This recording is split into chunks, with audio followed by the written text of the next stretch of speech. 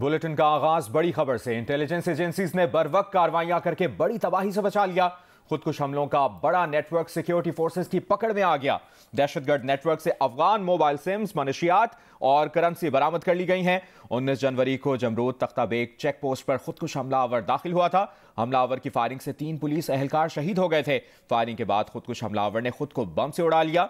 Security forces ने गोलियों के खौल, जिस्म के आज़ा फोरेंसिक के लिए जमा किए। जियो फेंसिंग और सीसीटीवी वीडियो का तजिया किया गया। 21 जनवरी को मिलने वाली मालूमात के मुताबिक खुदकुश हमले के पीछे उमर नामी टीटीपी रुकन था। टीटीपी रुकन उमर को तहसील जमरूद के रिहायशी सताना जान ने सहूलत फराहम की। 23 जनवरी को खुदकुश हमलावर से ताल्लुक रखने वाले 2 मुल्जिमान फरमानुल्लाह और अब्दुल कयूम को पकड़ लिया गया। 27 जनवरी को 3 मुश्तबा अफराद की पहले से मौजूदगी की इत्तला पर ऑपरेशन किया। इस ऑपरेशन में सहूलतकार फजल अमीन, फजल अहमद, मोहम्मद आमिर और हमादुल्लाह को पकड़ लिया गया। सताना जान के खिलाफ कार्रवाई में 2 अफगान शहरी भी पकड़े गए। सहूलतकार फजल अहमद ने इंकशाफ किया कि खुदकुश हमलावर अफगान शहरी था।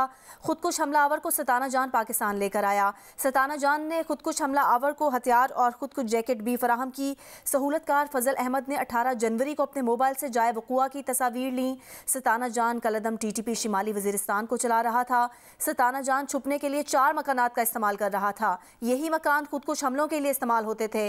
अफगान खुदकुश हमलावर को अफगानिस्तान से उसके हैंडलर्स ने भेजा।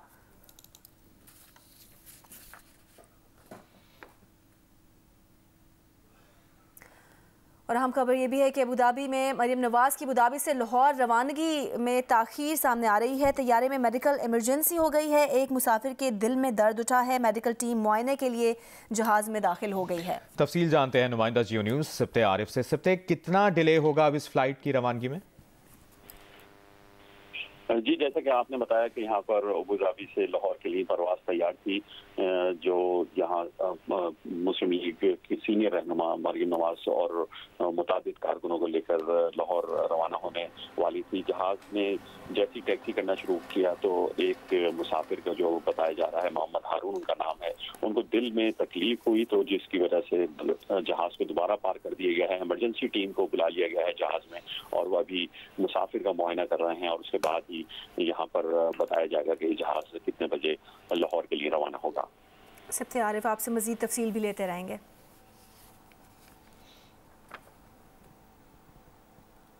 इस खबर से पहले वफाकी वज़ीर इत्तलात मरियम औरंगज़ेब ने यह कहा था कि मरियम नवाज़ आज दोपहर 3 बजे लाहौर पहुंचेंगी। पार्टी रहनुमा, कारकुनान और आवाम मरियम नवाज़ का इंतजार कर रहे हैं। एक बयान में मरियम औरंगज़ेब का कहना था कि मरियम नवाज़ वतन वापस आकर पार्टी की तंजीम नौ का आगाज करेंगी। मरियम औरंगज़ेब ने कहा कि मुल्क भर में वर्कर्स और आवाम से राब्ता मुहिम शुरू की जाएगी। पार्टी रहनुमा, कारकुन, आवाम मरियम नवाज़ का बहुत जज्बे और खुशी से इंतजार कर रहे हैं।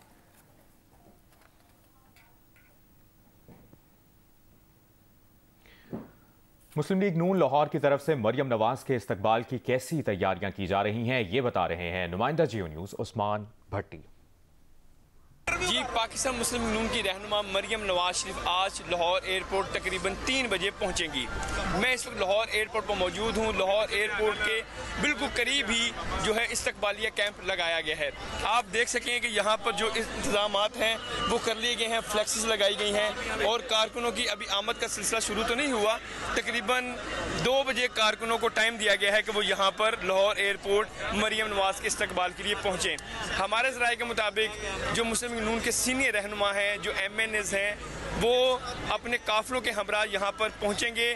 पूरे पाकिस्तान से जो कारकुन हैं जिनको भी इतला मिल रही है कि मरियम नवाज शरीफ आज पहुँच रही हैं, वो अपने तौर पर यहाँ आ रहे हैं और लाहौर के जो MP MNAs हैं वो भी अपने काफिलों के हमरा यहाँ पर तकरीबन 1 बजे पहुँच जाएंगे। और रूट का जब पूछा गया तो उनका ये कहना था कि सिक्योरिटी खदशात की बुना पर हम रूट का नहीं बता सकते, मगर हमारे ज़राए के मुताबिक मरियम नवाज जब यहाँ पहुँचेंगी तो वो रिंग रोड से अड्डा प्लॉट से जाती उम्रा वो पहुँच जाएंगी। जी, गुजरावाला से काफिले मरियम नवाज के इस्तकबाल के लिए लाहौर रवाना हो रहे हैं। खुरम दस्तगीर और अता तारर भी काफिलों के साथ लाहौर पहुंचेंगे। मजीद बता रहे हैं जियो न्यूज़ के नुमाइंदे राना अंसार।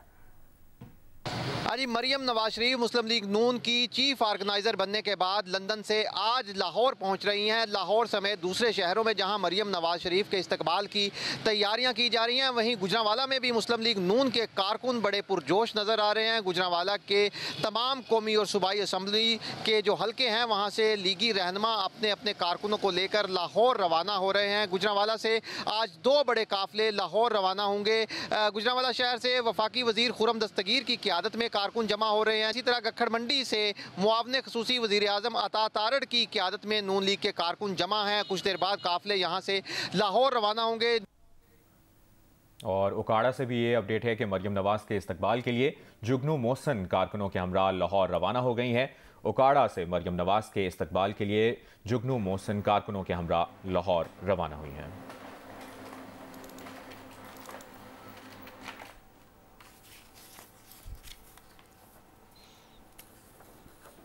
इलेक्शन कमीशन के खिलाफ नफरत फैलाने के केस में फवाद चौधरी ने भी जुडिशल मजिस्ट्रेट का फैसला चैलेंज कर दिया। फवाद चौधरी ने केस से डिस्चार्ज करने की इस्तदा कर दी। दरखास्त में क्या मौक़िफ़ अपनाया गया है, जानते हैं अरफा फिरोज से। जी अरफा। जी बिल्कुल, इस टाइम जो है वो बहुत ही एक इंटरेस्टिंग सिचुएशन बनी है, क्योंकि जो जुडिशल मजिस्ट्रेट वकास अहमद राजा के गुज़श्ता रोज़ फैसले को दोनों फरीकैन ने जो वो चैलेंज कर दिया है। फवाद चौधरी की जानिब से जो वो ये कहा गया कि जुडिशल नई केस से डिस्चार्ज किया जाए, जबकि जो तफ्तीशी अफसर इस्लामाबाद के हैं पुलिस के, उन्होंने कहा कि जुडिशल नहीं बल्कि मजीद जिस्मानी रिमांड जो वो दिया जाए। तो जो दरख्वास्त फवाद चौधरी की जानिब से दी गई है उसमें केस से डिस्चार्ज करने की जो इस्तदा की गई है और उसमें मौक़िफ़ अपनाया गया है कि फवाद चौधरी को जुडिशल नहीं केस से डिस्चार्ज करना बनता है। फवाद चौधरी को केस से डिस्चार्ज जो वो किया जाए।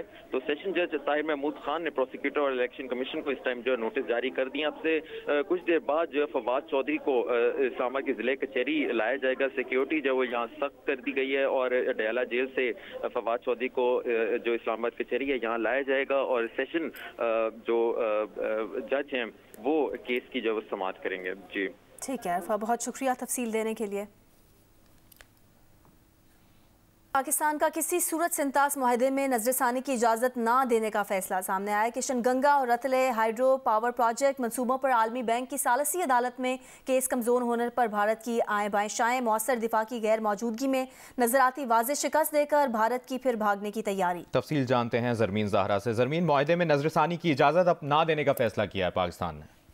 जी बिल्कुल, पाकिस्तान ने किसी भी सूरत से इंताज मुआहदे में नजरसानी की इजाज़त ना देने का फैसला किया है, क्योंकि भारत का इसमें जो केस है वो काफ़ी कमज़ोर नज़र आ रहा है और भारत की जो है ये कोशिश है कि नजरसानी की तजवीज़ देकर कानूनी अमल को रुकवाने की कोशिशें जो हैं वो भारत की जानिब से की जा रही हैं, जबकि पाकिस्तान का इसमें मौक़िफ़ है कि किसी भी सूरत नजरसानी की इजाज़त ना दी जाए। सिंताज मुआहदा 2 खुद मुख्तार रियासतों के माबैन वक्त के साथ ये बताया जा रहा है कि साबितशुदा मौसर मुआहदा है। सिंताज मुआहदे में कोई भी तब्दीली दोनों पार्टियों के बाहमी इत्तफाक राय से ही मुमकिन है। सिंताज मुआहदे की किसी शिक के एक तरफा तब्दीली की तशरीह कोई अहमियत नहीं रखती। सिंताज मुआहदे के तहत दरियाए झेलम और चनाब के पानियों पर पाकिस्तान का हक है और पाकिस्तान की तवील कोशिशों के बाद वर्ल्ड बैंक ने मार्च 2022 में अदालती तश्कील का अमल शुरू किया था। 330 मेगावाट के किशनगंगा मनसूबे को माहिरीन हर एतबार से महज स्ट्रेटेजिक मनसूबा करार दे रहे हैं। किशनगंगा और रात से आबी मनसूबा नरेंद्र मोदी की पाकिस्तान के खिलाफ आबी जहारियत की अक्कास है और किशनगंगा मनसूबे के डिजाइन से पाकिस्तान के 1000 मेगावाट का नीलम झेलम हाइड्रो प्रोजेक्ट शदीद मुतासिर भी हो सकता है। ज़रमीन ज़हरा, आपने अपडेट किया, शुक्रिया। मुल्क के मुख्तलिफ शहरों में बारिश और बर्फबारी ने सर्दी की शिद्दत में इजाफा कर दिया है। वादी हुंजा के बलाई इलाकों में पहाड़ बर्फ से ढक चुके हैं। तफ्तान में भी बारिश और बर्फबारी का सिलसिला जारी है। खैबर पख्तूनख्वा और आज़ाद कश्मीर में भी बारिश और बर्फबारी के बाद मौसम शदीद सर्द हो गया है। मुल्क भर में सर्दी की शिद्दत बरकरार है। हुंजा में बर्फबारी के बाद मनाजिर दिलकश और मौसम शदीद सर्द हो गया है। जिला दयामर में बर्फबारी से बेशतर राब्ता सड़कें अब तक बंद हैं। PGM ने हफ्ते को एक और मगरबी सिस्टम बलूचिस्तान के शुमाली इलाकों में दाखिल होने की पेशगोई की है, जो बारिश और बर्फबारी का सबब बन सकता है, जबकि तफ्तान के सरहदी इलाकों में बारिश और बर्फबारी का आगाज हो गया है। नोशकी में भी बर्फबारी जारी है। खैबर पख्तूनख्वा सख्त सर्दी की लपेट में है। आज़ाद कश्मीर में बारिश और बर्फबारी के बाद यकबस्ता हवाएं चल रही हैं। कई मुकामात पर अब तक राब्ता सड़कें बंद हैं। आज़ाद कश्मीर के बालाई अजला में मतला एक मरतबा फिर आवर आलूद होने से सर्दी की शिद्दत बढ़ गई है। मौसम की सूरत हाल बता रहे हैं आरिफ उर्फी। दो रोज़ के मुख्तसर वक्फे के बाद आज़ाद कश्मीर के बालाई और वस्ती अजला में एक मरतबा फिर मतला अबर आलूद हो गया है और किसी भी वक्त आज़ाद कश्मीर के बालाई और वस्ती अजला में बारिश और बर्फबारी का सिलसिला एक मरतबा फिर शुरू हो सकता है। बालाई वादी नीलम यानी ज़िला नीलम वैली, ज़िला मुजफ्फराबाद, बाग, हवेली, हथियाँ, पूंछ और सदनोती में अब मौसम सर्द हो गया है। 2 रोज़ का जो वक्फा हुआ था इसके दौरान महकमा शारात ने मुख्तलिफ इलाकों में सड़कें खोलने का काम शुरू किया था और अभी तक भी मुख्तलिफ इलाकों में बर्फ हटा के सड़कों को चालू करने का काम जो है वो जारी है, लेकिन इसके साथ ही एक नया स्पेल जो है बारिश और बर्फबारी का वो आना मुतवक्किल है। महकमा मौसमियात का ये कहना है बारिश और बर्फबारी का ये सिलसिला आज रात को किसी वक्त में आज़ाद कश्मीर के बालाई इलाकों में एक मरतबा फिर शुरू हो सकता है, जिससे सर्दी की शिद्दत में एक मरतबा फिर इजाफा होने का इम्कान है। वादी हुंजा के बालाई इलाकों में वक्फे से बर्फबारी जारी है। इंतजामिया ने 30 जनवरी तक बर्फबारी का नया अलर्ट जारी कर दिया है और शाहराहों पर फिसलन का खदशा जाहिर किया है। मजीद बता रहे हैं जियो न्यूज़ के नुमाइंदे अली अहमद। जी, गिलगित बल्तिस्तान के ज़िला हुंजा और नगर में एक मरतबा फिर बादलों ने डेरे डाल दिए हैं और यहाँ पर पहाड़ों पर एक मरतबा फिर बर्फ़बारी का आगाज़ हो गया है, जबकि यहाँ पर बालाई इलाकों में चलने वाली तेज़ हवाएं भी थम गई है। महकमा मौसमियात ने 28 से 30 जनवरी तक बर्फबारी की पेशेंगोई की है, जिसके बायस डिस्ट्रिक्ट नगर के एडमिनिस्ट्रेशन ने अलर्ट भी जारी कर दिया है, जिसमें लोगों को कहा गया है कि वो सफ़र से गुरेज करें क्योंकि शाहराहों पर फिसलन हो सकती है। जबकि यहाँ पर बाज़ इलाकों में पीने के पानी के उसूल में अब भी मुश्किलात है और लोग दूर से पानी भर के ला रहे हैं।